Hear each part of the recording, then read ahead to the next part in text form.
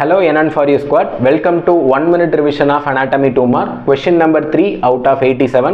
Question என்ன கேட்டிருக்காங்க அப்படின்னு பார்த்தீங்கன்னா parts of long bone. நம்ம பாடியில் எது long bone அப்படின்னு பார்த்தீங்கன்னா femur bone இல்லைனா thigh bone சொல்லுவாங்க.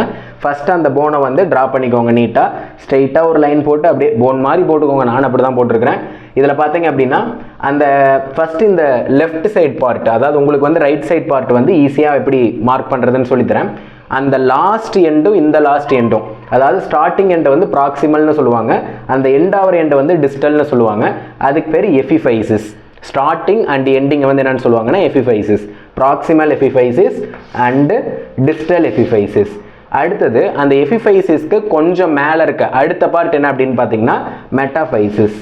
மெட்டாஃபைசிஸ், ப்ராக்சிமல் எபிஃபைசிஸ், டிஸ்டல் எபிஃபைசிஸ், மெட்டாஃபைசிஸ், மெட்டாஃபைசிஸ். இன் பிட்வீனில் இருக்க கேப் எல்லாமே என்ன அப்படின்னு பார்த்தீங்கன்னா டயாஃபைசிஸ். உங்களுக்கு புரிஞ்சிருக்கும்னு நினைக்கிறேன். மொத்தமாக 3 எபிஃபைசிஸ், மெட்டாஃபைசிஸ், டயாஃபைசிஸ். டயாஃபைசிஸ் அப்படிங்கிறது சென்ட்ரலில் இருக்க ரீஜியன், அதுக்கு பக்கத்தில் இருக்கிறது பார்த்தீங்கன்னா மெட்டாஃபைசிஸ், அது லாஸ்ட் ப்ராக்சிமல் அண்ட் டிஸ்டலில் இருக்கிறது என்ன அப்படின்னு பார்த்தீங்கன்னா நம்மளுக்கு எபிஃபைசிஸ்.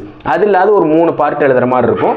பெரியாஸ்டியம் உங்களுக்கு தெரியும். பெரியாஸ்டியம் என்ன அப்படின்னு பார்த்தீங்கன்னா கவரிங் லேயர் ஆஃப் போன் தான் என்னன்னு சொல்லுவாங்கன்னா பெரியாஸ்டியம்னு சொல்லுவாங்க. நெக்ஸ்ட் இன்னொரு போனோட போய் அட்டாச் ஆகிற அந்த ரீஜியனை ஆர்டிகுலர் கார்டிலேஜ் அப்படின்னு சொல்கிறாங்க.